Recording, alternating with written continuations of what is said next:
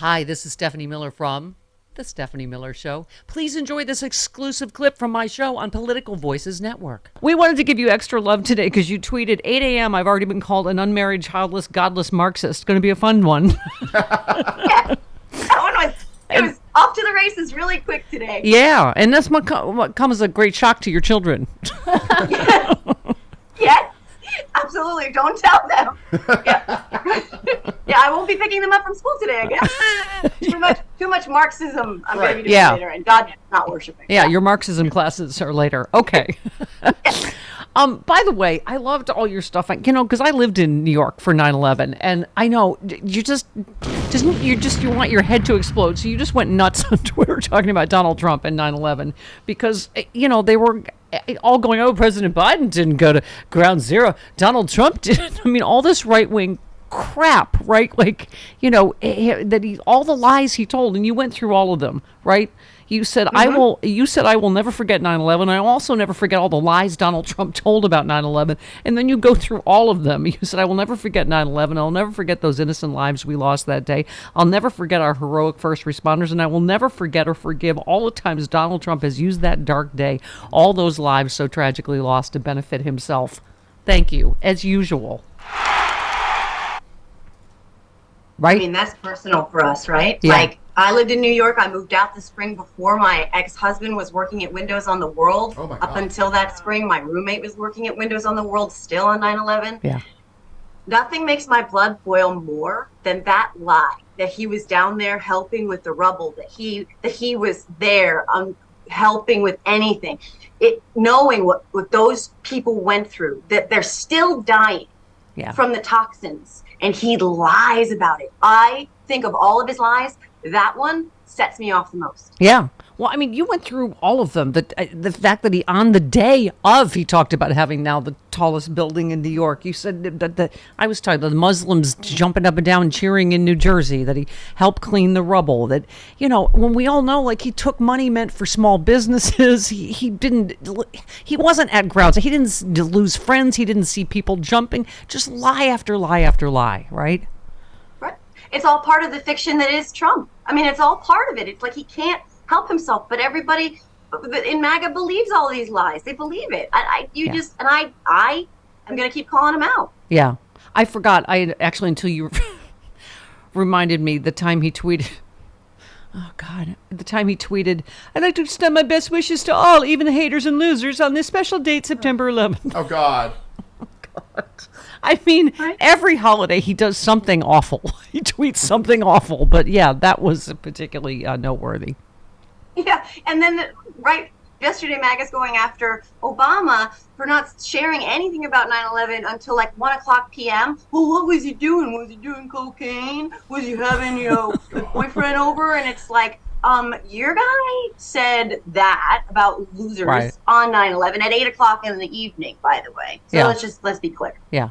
And Biden, of course, is overseas. He's at having a hugely successful foreign trip. He's at the G20. He said, you reposted, he was at John McCain's grave. He said, it was here where Navy Lieutenant Commander by the name of John McCain was shot down in his Skyhawk. I went to pay my respects and remember my friend. Even though John's not with us, he left a pretty clear instructions. Believe always in the promise and greatness of America because nothing is inevitable here.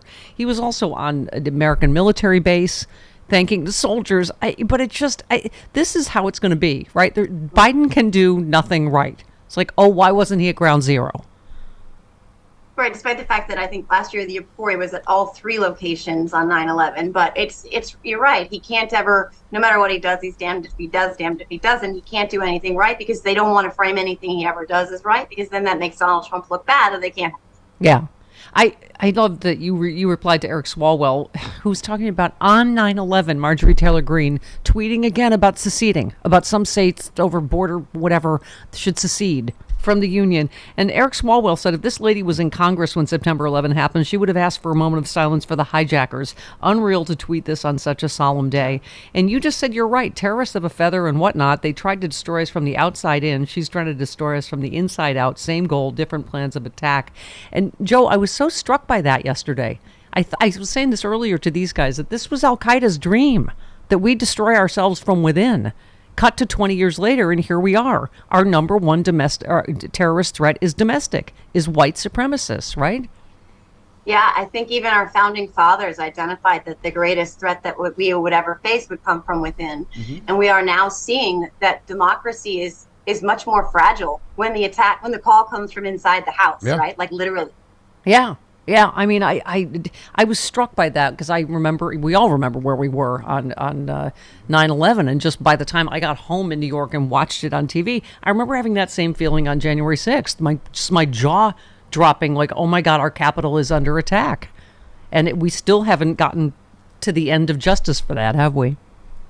No, we are certainly on the path, though, finally, I think. But I mean, yeah, exactly. When I came home from work on January 6th to that unfolding on television as well, and my kids were watching it because they were at a friend's house who was watching them while I worked.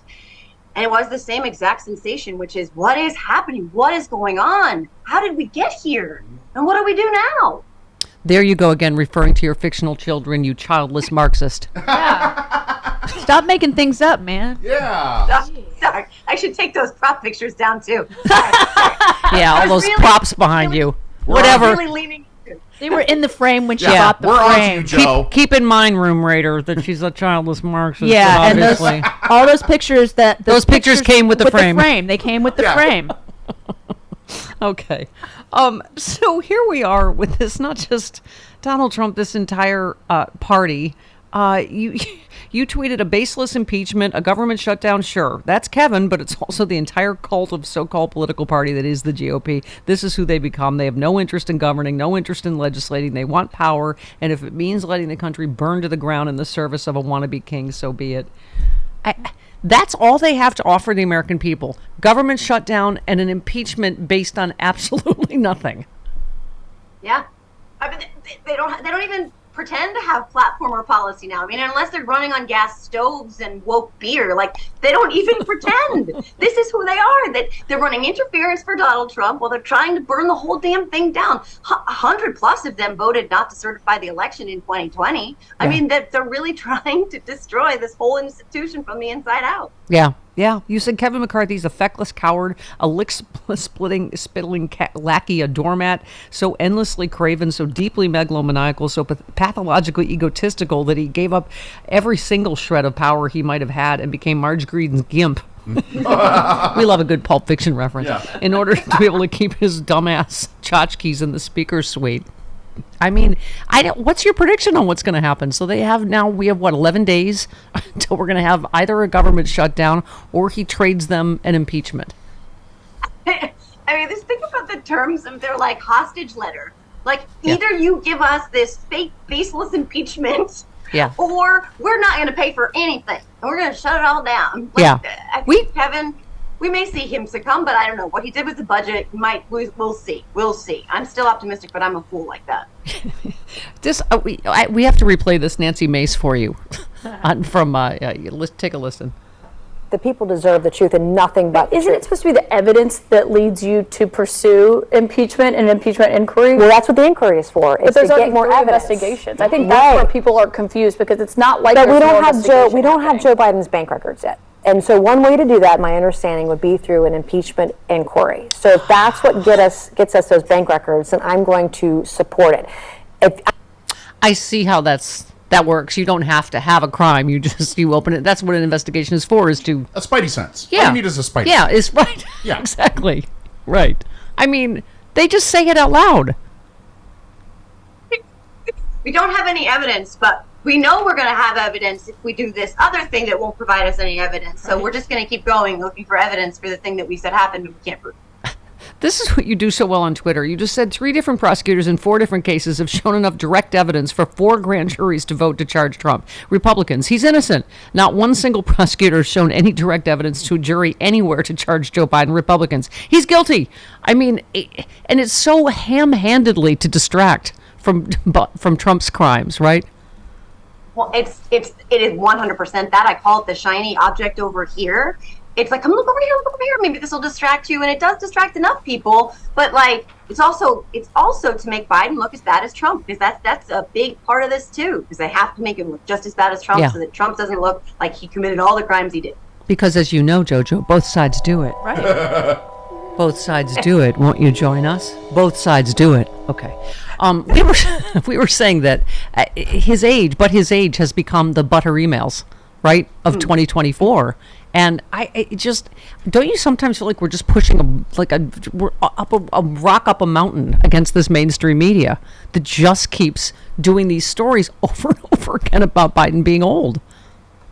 100%. And I mean, it's part of they need the conflict, right? They need there to be some division. They need people to be like, I don't know what to do. This is really bad. And this is also really bad. So I'm just going to keep watching these channels so that I can understand what's, really, really, really bad. But yes, we have to just keep pushing back. There's like 3 years of age in between them. And if you put them side by side, Biden wins in every measure. But, they need their narrative. Yeah, someone said, Trump challenged. Didn't he challenge Biden and everybody? I don't know, Rupert Murdoch, all to a some sort of cognitive test. And he said, threw in some physical. I'm like, sure, let's make it a bike race. Let's, No, just walking up a hill. Yeah, just walking 10 yards. Let's make this. Just holding a glass of water with one hand. There you go. There you go. We could. Yeah, I mean, it's just, that's where you feel like you're taking crazy pills. Here's this incredibly fit 80-year-old on his bike, and you're like, wait, what? And there's this orange tub of goo sitting in a golf cart like Jabba the Hutt, and you're like, wait a minute, what? And there's a couple years in between them. Yeah.